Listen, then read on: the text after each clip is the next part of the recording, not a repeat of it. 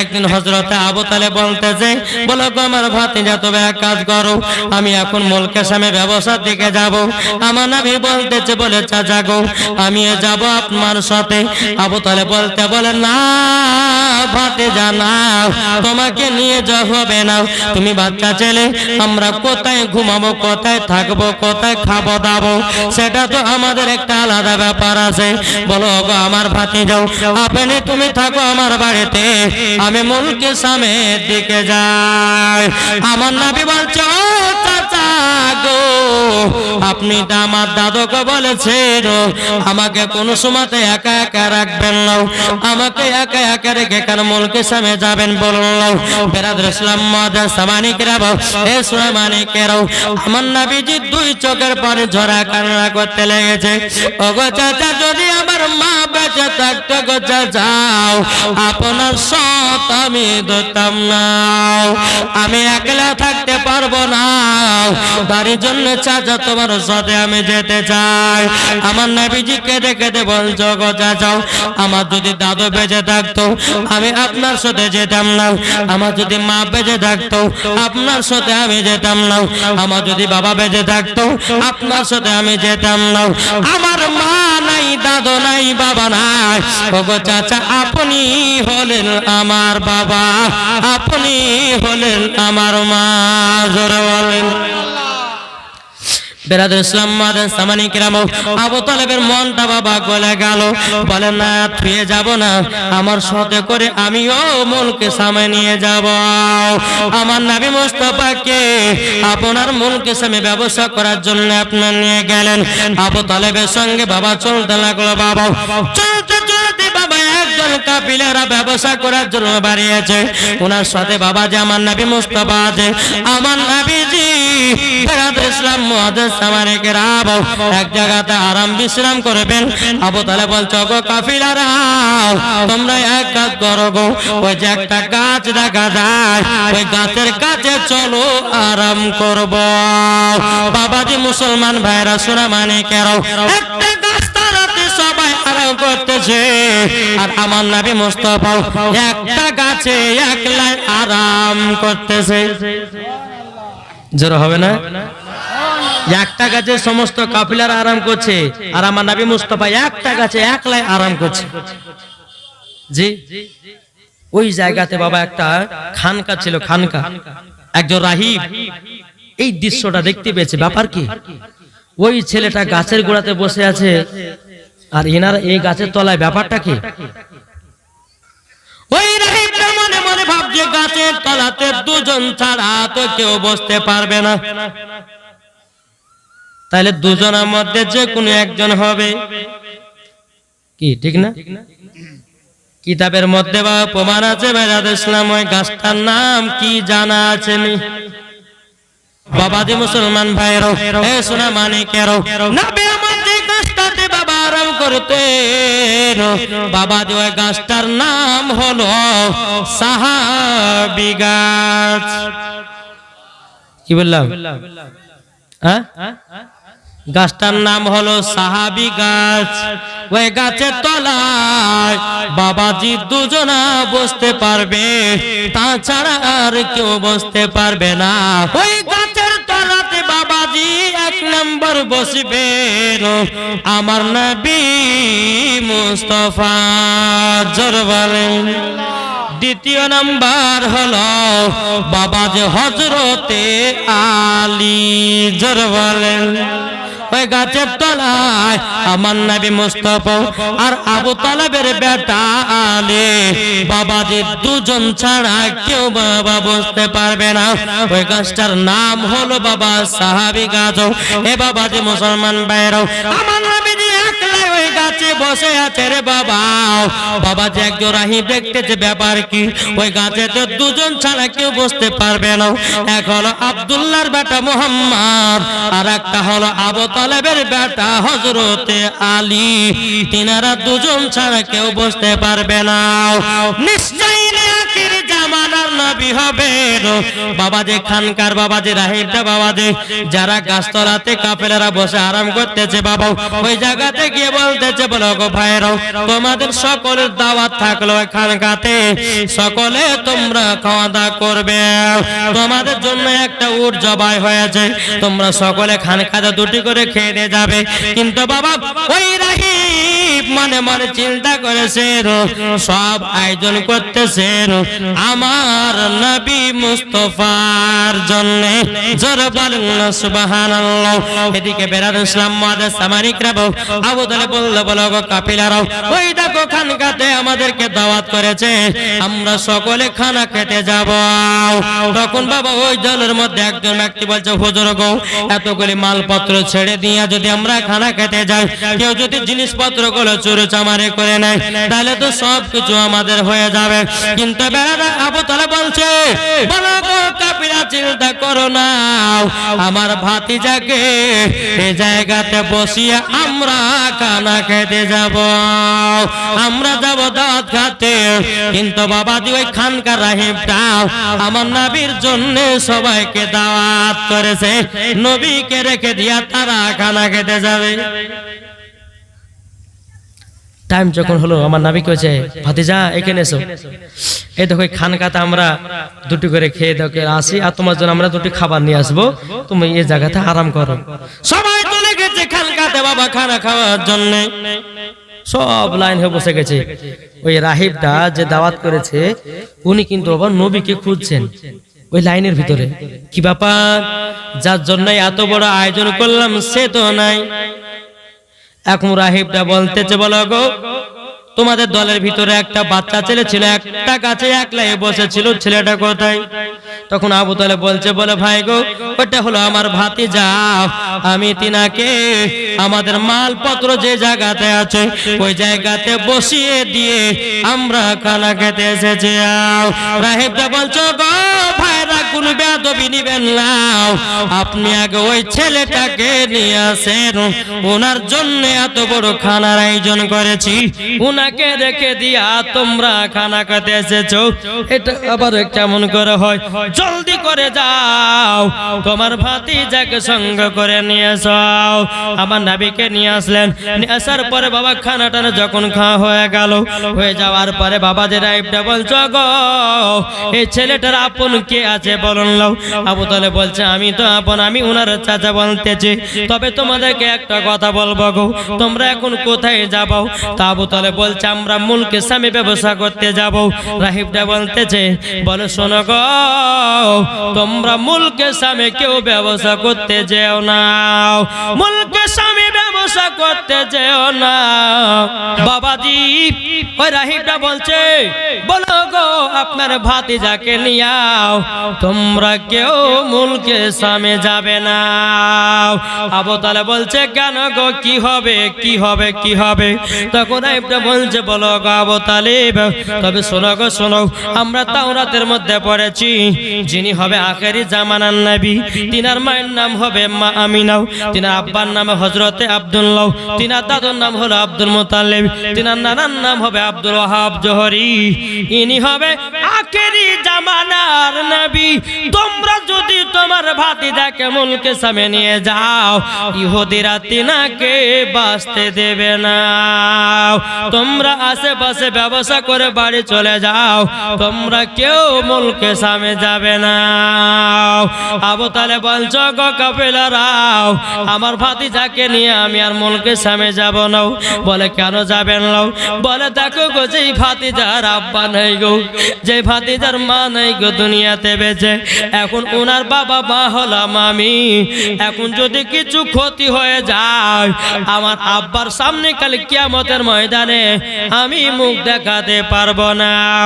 আশেপাশে ব্যবসা করে আমরা চলে যাব মক্কায়।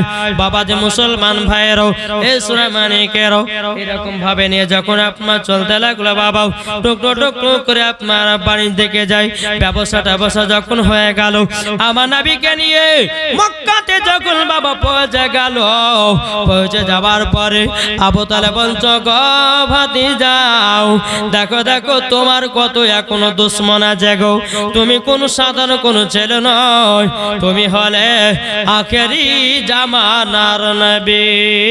জোরে বলেন সুবহানাল্লাহ। দেখো বলতেছে তুমি মানলে মানো না মানলে মানো না, জোর হবে না। এটা সুন্নিদের কথা। কাদের? সুন্নিদের কথা। তুমি মানলে মানো না মানলে মানো না, আশিকেরি আসল জান্নাত সোনার মদিনা, আশিকেরি আসল জান্নাত সোনার মদিনা। তুমি মানলে মানো না মানলে মানো না, আশিকেরি আসল জান্নাত সোনার মদিনা।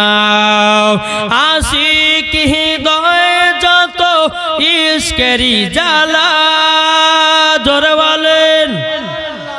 আশিক হৃদয়ে যত ইশকেরি জ্বালা, দূর করিতে পারে ওই মদিনাওয়ালা। ঠিক কিনা বলেন? কি গো, আমার নবী মুস্তাফা দূর করতে পারে কি পারে না? জি। আশিক হৃদয়ে যত ইশকেরি জ্বালা, দূর করিতে পারে ওই মদিনাওয়ালা। তাই মদিনা মদিনা করে, তাই মদিনা মদিনা করে হয়ে যাও পানা, আশিকেরি আসল জান্নাত সোনার মদিনা। তুমি মানলে মানো না মানলে মানো না, আশিকেরি আসল জান্নাত সোনার মদিনা। যাদের দিলে আছে দেখো নবীর ভালোবাসা, যাবে তারা চলে ওই মদিনাওয়ালা। তাই নবীজির কদম চুমে যাব মদিনা, আশিকেরি আসল জান্নাত সোনার মদিনা। তুমি মানলে মানো না মানলে মানো না, আশিকেরি আসল জান্নাত সোনার মদিনা। হে সোনা মানিকেরও, তাইলে বাবাজি আবু তালেব বলতেছে ওগো ভাতিজা চিন্তা করো না, চিন্তা করো না, তোমার দুনিয়াতে বাবা নাই মা নাই বাবা নাই কেউ নাই, আমি তো আছি তোমার চাচা, কোন চিন্তা করো না। এইরকম ভাবে বাবা আপনার দিন যায় রাত আসে, বছর পর বছর আপনার পার হয়ে যায়, 1 বছর 2 বছর বাবা 3 বছর 4 বছর এরকম করতে করতে করতে বাবা আমার নবী মুস্তাফার বয়স বাবা আপনার 24 বছর হয়ে গেল। কত আরো ঘটনা ছিল বাবা, ছেড়ে দিলেন। এখন 3 দিনে কথা বলবো নাকি বলছে? আমার নবীর বয়স যখন 24 বছর হলো রে বাবা, আবু তালেব বলছে বলে ভাতিজা একটু মাথাটা হালকা করো, বোঝাটা হালকা করো। আমার নবী যে বুঝতে আর বাকি নাই। কেন জানেন?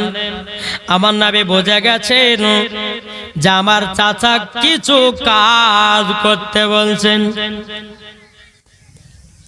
আমার নবী মুস্তাফা সাল্লাল্লাহু তাআলা আলাইহি সাল্লাম তিনি বলছে চাচা ঠিক আছে, কোনো অসুবিধা নাই। এখন মনে মনে ভাবছে আল্লাহ গো, এখনো কাজ করব তো করব কোথায়?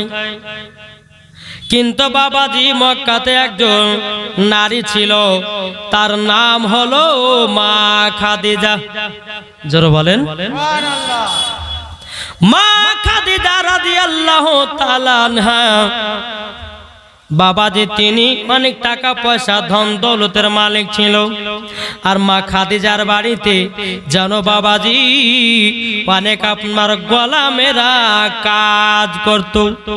ওই মা খাদিজার বাড়িতে একজন ব্যক্তি ছিল বাবা, সে বাবা ছাগল দেখভাল করত। বেরাদুল ইসলাম মুআজ্জাজ সামানিক রাব, মা খাদিজা তিনার একটা গোলাম ছিল, তার নাম হলো বাবাজি নাফিসা। নাফিসাকে বলছে নাফিসা তবে শুনো গো, আমার ব্যবসা দেখার জন্য, আমার সমস্ত জিনিস দেখার জন্য একজন সত্যবাদীর ছেলে দরকার আছে। একটা সত্যবাদী ছেলে যদি পাও তুমি মক্কাতে খোঁজ লাগাও। নাফিসা বলছে ঠিক আছে গো, আমি খোঁজ লাগাবো। এদিকে বেরাদার আমার নবী মুস্তাফা কাদের তালাশ করতে আছে, কিন্তু আমার নবী মুস্তাফা সাল্লাল্লাহু তাআলা আলাইহি সাল্লাম আল্লাহর কাছে দোয়া করে বলছেন আল্লাহ গো, আমি নবী হয়ে কার কাছে কাজের কাজ করতে যাব, আমি নবী হয়ে কার কাছে কাজের জন্য যাব। আমার আল্লাহ বলছেন নবী গো, আপনাকে কাজে তালাশ করতে হবে না, আপনার কাছে আসবে। জোর বলেন সুবহানাল্লাহ। এদিকে বেরাদুল ইসলাম মুআজ্জাজ সামানিক রাম, নাফিসা মক্কাতে বাবা একটা ইলাজ করতে লাগলো। একদিন দুদিন করতে করতে বাবা আমার নবীজির খোঁজ পেয়ে গেল। মক্কাতে বলতে লাগলো বলো গো নাফিসা, তুমি একজন আলামিন ছেলে ধরতেছো, তুমি একজন সত্যবাদী ছেলে ধরতেছো। এই মক্কাতে একজন সত্যবাদী ছেলে আছে, তার নাম হলো আল আমিন, তিনার নাম হলো মুহাম্মাদুর রাসূলুল্লাহ। জোরে বলুন না সুবহানাল্লাহ। নাফিসা বলছে ঠিক আছে তাইলে যাব। একবার দুবার করে আমার নবীর কাছে নাফিসা হাজির হলো। জোরে বলেন সুবহানাল্লাহ। নাফিসা বলতেছে বলো হুজুর গো, আমাদের যিনি মালিকানা আছে তিনার বাড়িতে একজন আলামিন সত্যবাদী ছেলে দরকার। এই মক্কাতে নাকি আপনি খুবই সত্যবাদী এবং আপনি মা খাদিজার সঙ্গে দেখা করেন। মা খাদিজা আপনাকে আর রাখবে এবং তিনার কাজগুলো দেখভাল করতে হবে। আপনি হলেন সত্যবাদী। আমার নবী আল্লাহর কাছে হাত তুলে দোয়া করছেন লাগো, আমাকে আর কাজ ধরতে হলো না, আমার কাছে তো নিজে নিজে কাজ চলে এসেছে। এখন নবী আমার বলছে বলো গো নাফিসা, ঠিক আছে কাল সকাল বেলাতে মা খাদিজার সঙ্গে দেখা সাক্ষাৎ করব। আমার নবী মুস্তাফা সাল্লাল্লাহু তাআলা আলাইহি সাল্লাম তিনি বাবা এক পা দুপা করে সকাল বেলাতে মা খাদিজার বাড়িতে যায়। মা খাদিজার বাড়িতে যাওয়ার পরে এদিকে মা খাদিজা রাদিয়াল্লাহু তাআলা আমার নবীকে দেখে বাবা পছন্দ হয়ে গেল। আমার মা খাদিজা বলছে বলো গো আলামিন, ওগো সত্যবাদী তোমার কাজ হলো, তোমার ডিউটি হলো আমার ছাগল পাগল গেলকে দেখভাল করা, আর কোনো কাজ নয়, শুধু ছাগল গুলোকে দেখভাল করবে। জোরে বলুন না সুবহানাল্লাহ। যখনই বাবা কথা বলেছেন আমার নবী বলছে ঠিক আছে তাই করব। একদিন দুদিন তিন দিন করতে করতে আমার নবী মুস্তাফা একদিন কি করে জানেন, ছাগল পালাকে নিয়ে ঘাস খাওয়াচ্ছেন। আমার নবী মুস্তাফা সমস্ত ছাগলের দড়িগুলোকে নিয়ে বালিশ বানিয়ে আমার নবী আরাম করতেছেন, আর মা খাদিজা বাবা ছাদের উপর থেকে দেখছে, দেখি তো ছেলেটা কিভাবে ছাগলগুলোকে খাওয়া দাওয়া করেছে, কিভাবে দেখভাল করছে, দেখি তো একটু। যখন মা খাদিজা দেখতে আছেন সমস্ত ছাগলগুলো বাবাজি লাইন বয় লাইন ঘাস খেতেছে, লাইন বয় লাইন পানি পান করতেছে। মা খাদিজা বলছে আল্লাহ গো, আমি এই জায়গাতে যত জনাকে রেখেছি ছাগলের উপর ছাগল উঠে পানি পান করে, ছাগলের উপর ছাগল উঠে ঘাস খায়, খাবার খায়, কিন্তু এই ছেলেটা আসার পরে লাইন বাই লাইন ছাগলগুলো পানি পান করতেছে, লাইন বাই লাইন খাবার গুলো খেতে যাও। এখন তিনি শুয়ে তো আরাম করতে আসেন, ছাগলগুলোকে সেরকম আপনার মারধর করে নাও, ইনি সত্যিকারে আলাদা ছেলে হবে। এখন মা খাদিজা রাদিয়াল্লাহু তাআলা আনহা বাবাজি নাফিসাকে ডাকলো, নাফিসাকে বলতেছে বলো গো নাফিসা, তবে শোনো গো শোনো, এই ছেলেটা হলো সত্যিকারে আলাদা, তিনাকে ছাগলের কাজে ডিউটি করালে হবে না, তিনাকে বড় মাপের কাজ দিতে হবে। নাফিসা বলছে কি কাজ দেবেন, কি কাজ দেবেন? বলে কাজটা হলো এটাই, আমার নবীকে ওই ছেলেটাকে আমি মুলকে সামে ব্যবসা করতে পাঠাবো, আর ওই জায়গাতে রাখবো না। এটা জোরে বলবেন না সুবহানাল্লাহ। আমার নবীকে বলছেন বলো গো আলামিন, এক কাজ করুন, আপনাকে আর ওই জায়গায় থাকতে হবে না, আপনি আমার সমস্ত মালপত্রগুলোকে নিয়ে গিয়ে মুলকের সামনে ব্যবসা করতে চান। জোরে বলেন সুবহানাল্লাহ। ঠিক আছে, তাই যাব। মা খাদিজা একটা উট দিলে, বাবা উট দিল, দেওয়ার পরে উটের উপর আমার নবী চললেন, আর মা খাদিজা নাফিসাকে বলতেছে বলো ওগো নাফিসা, এক কাজ করো, তুমি সঙ্গে সঙ্গে নবী এই ছেলেটার সঙ্গে সঙ্গে যাও, এ আল আমিনের সঙ্গে সঙ্গে যাও, রাস্তাতে যে যে ঘটনাগুলো ঘটবে তুমি আমাকে সব ঘটনাগুলো বলবা, কেননা আমি প্রথম দিনই বুঝে গেছি এই ছাগলগুলো লাইন বাই লাইন পানি পান করতেছে, লাইন বাই লাইন তারা খাবার খেতেছে, আমি বুঝে গেছি ইনি কোনো সাধারণ কোনো ছেলে হবে না, ইনি হবে পুরা আলাদা। জোরে বলেন সুবহানাল্লাহ। মা খাদিজা বলতে আছে বলো গো নাফিসা, তুমি নবীর সাথে যাও, এই ছেলেটার সাথে যাও, যাওয়ার পরে যেটা যেটা ঘটনা ঘটবে ওই ঘটনা তুমি আমার সামনে বলবা। বলে ঠিক আছে বলবো। নবীকে নিয়ে কাফিলাদেরকে নিয়ে বাবাজি মুলকের সামনের দিকে রওনা হলো। আচ্ছা বুঝতে পারলেন তো নাকি? জি বুঝতে পারছেন না? জি। আমার নবীর বয়স তখন কত? 24 বছর। 24 বছর বয়স হলেন, মা খাদিজার সমস্ত জিনিসপত্রগুলোকে নিয়ে গিয়ে মুলকের সামনের দিকে রওনা দিলেন। রওনা দিতে দিতে বাবাজি চলতে চলতে কাফিলারা বলছে হুজুর গো, আমরা এক জায়গাতে আরাম বিশ্রাম করব। ঠিক আছে চলো। ওই যে বাবা আবু তালেবের সঙ্গে ছোটবেলাতে যে গাছে আরাম করেছিল, গাছটার নাম কি বললাম? জি সাহাবী গাছ। ওই গাছেতে আমার নবীজি একা বসে বসে আল্লাহর জিকির করতেছে, লা ইলাহা ইল্লাল্লাহ। জোরে বলো, লা ইলাহা ইল্লাল্লাহ, লা ইলাহা ইল্লাল্লাহ, লা ইলাহা ইল্লাল্লাহ। মৌতের মালিক তুমি আল্লাহ, হায়াতের মালিক তুমি আল্লাহ, রোজির মালিক তুমি আল্লাহ, লা ইলাহা ইল্লাল্লাহ, লা ইলাহা ইল্লাল্লাহ। নবী আমার গাছতলাতে বসে বসে বাবা আল্লাহ জিকির করতে আছে বাবা। আর ওই যে খানকা থেকে আরেকজন রাহিব বাবা আপনারও উঠে বলতেছে কি ব্যাপার, ওই গাছতলাতে কে যেন একটা যুবক বসে আছে, ব্যাপারটা কি? এই গাছতলাতে দুজন ছাড়া কেউ বসতে পারবে না।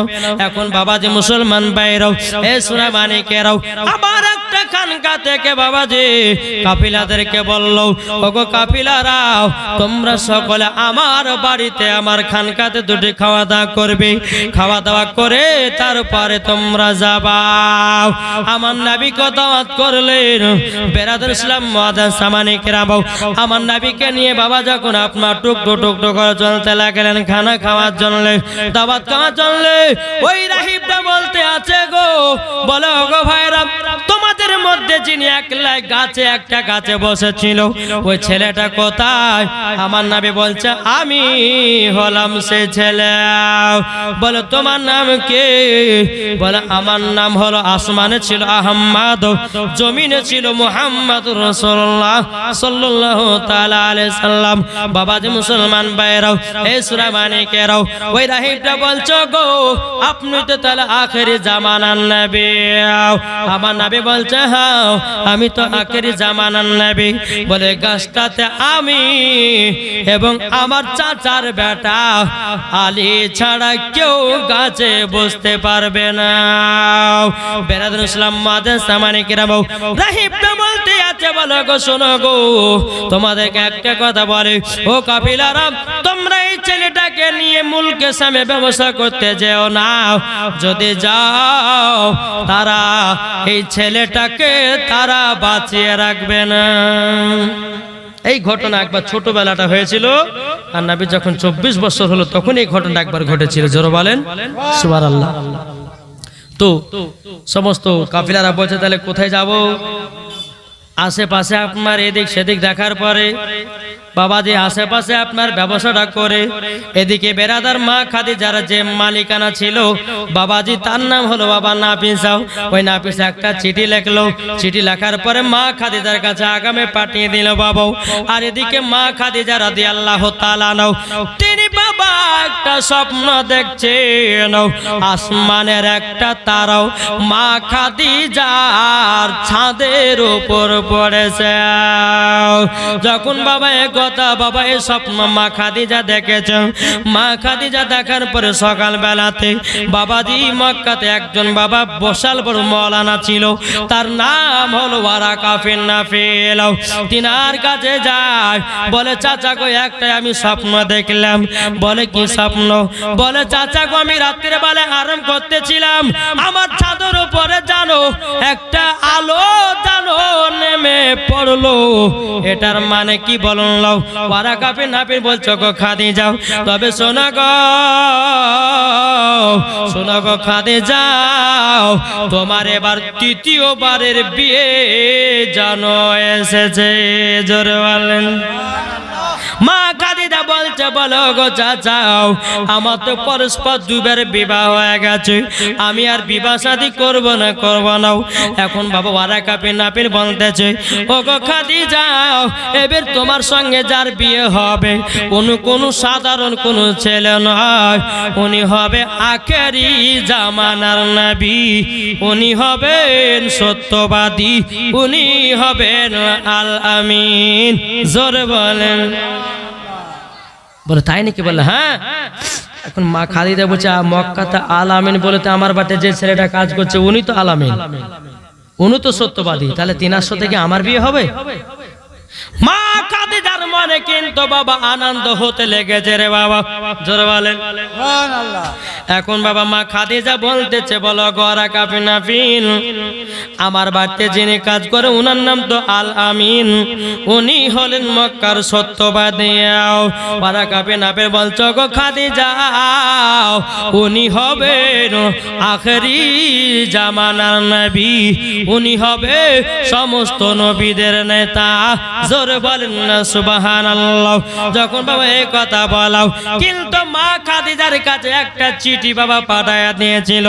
মা খাদিজার হাতে যখন চিঠিটা পৌঁছালো, পৌঁছানোর পরে চিঠিতে লেখা আছে, বলো গো খাদিজা, আমরা যে ছেলেটাকে নিয়ে ব্যবসা করতে এসেছিলাম আমাদের সমস্ত মালপত্র সব বিক্রি হয়ে গেছে, আর আমাদের ব্যবসাতে 1 নয় 2 নয় 4% ব্যবসায় লাভ হয়েছে, সব বলো ওই ছেলেটার কারণে। জোরে বলুন সুবহানাল্লাহ। এখন আমরা বাড়ির দিকে রওনা দিয়েছি। এখন মা খাদিজা রাদিয়াল্লাহু তাআলা তিনি ছাদের উপরে ওঠে বাবা চিরুনি নিয়ে মাথার চুলগুলোকে আঁচড়েছে, আর আমার নবীর দিকে তাকাচ্ছে, কখন আসবে কখন আসবে আল্লাহ গো, কখন আমি আল আমিনকে দেখব, কখন আমি সত্যবাদীকে দেখব। জোরে বলুন সুবহানাল্লাহ। মা খাদিজা কিন্তু মনটা উতলে গেছে।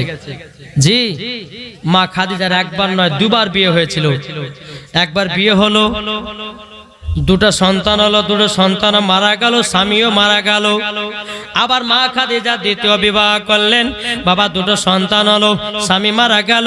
বাবা যে মা খাদিজা মনে মনে ভেবে নিলেন, আমি আর বিয়ে শাদী করব না, আমি আর জীবনে বিয়ে শাদী করব না। কিন্তু মা খাদিজা যখন শুনলেন ইনি আখেরি জামানার নবী, তার জন্য মা খাদিজার মনটা যেন আপনার উতলে হয়ে গেছে, মা খাদিজার মনটা যেন খুশিতে খুশি হয়ে গেল। বাবা যে মুসলমান ভাইরাও, এ সোনা মানিকেরাও, এখন মা খাদিজা পথে থেকে তাকিয়ে আছে, কখন আসবে আমার নবী। বাবা অনেকক্ষণ ধরে যখন পথের দিকে চেয়েছে, যখন তাকিয়ে থাকো, সন্ধ্যা যখন লাগলো, আমার নবী মুস্তাফা বাবা কাফিলাদেরকে নিয়ে আপনার মক্কাতে আপনার রওনা দিল।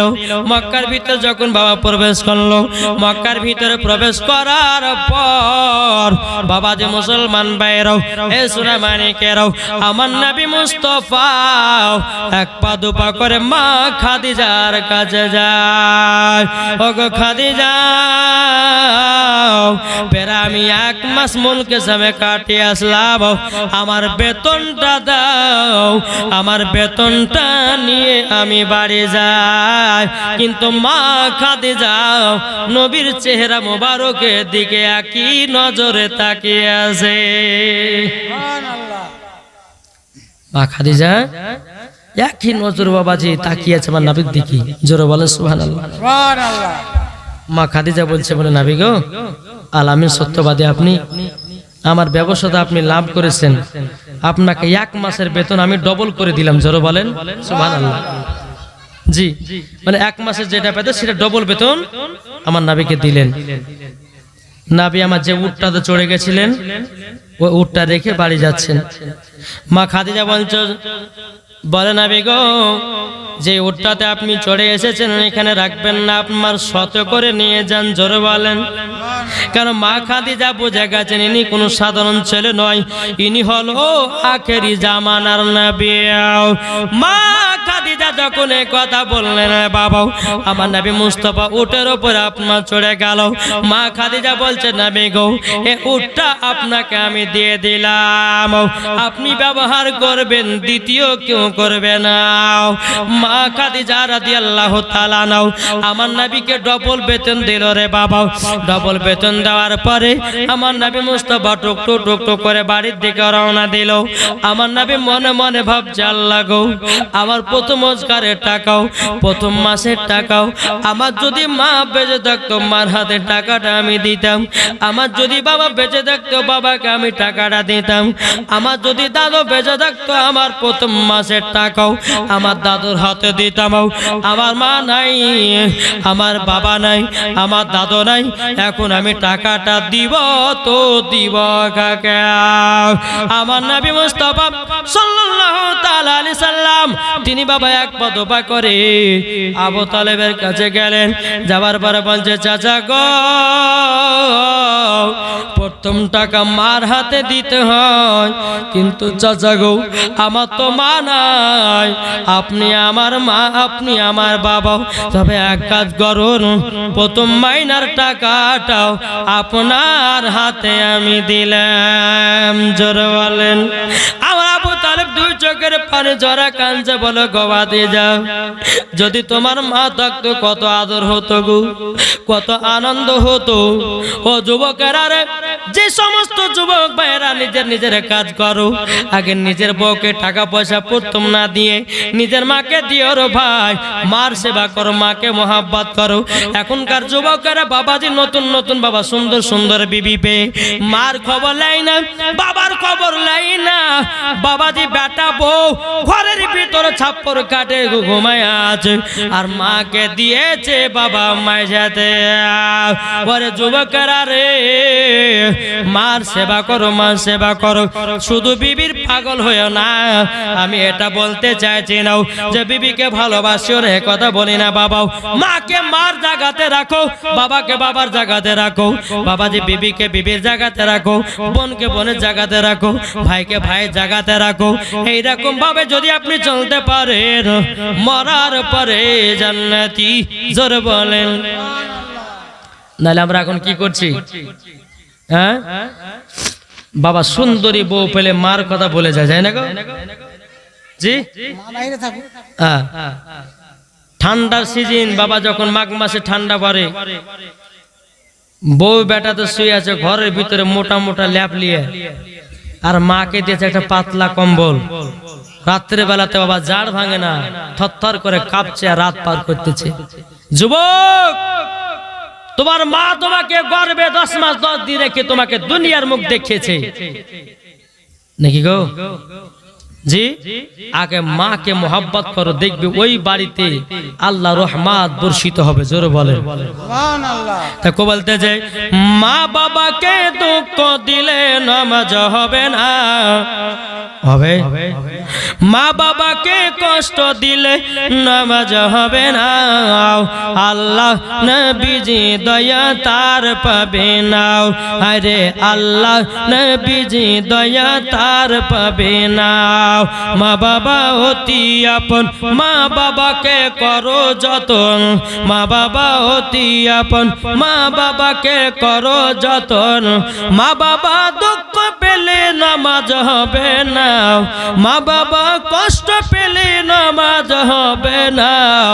আল্লাহ নবীজি দয়া তার পাবে না, আল্লাহ নবীজি দয়া তার পাবে না।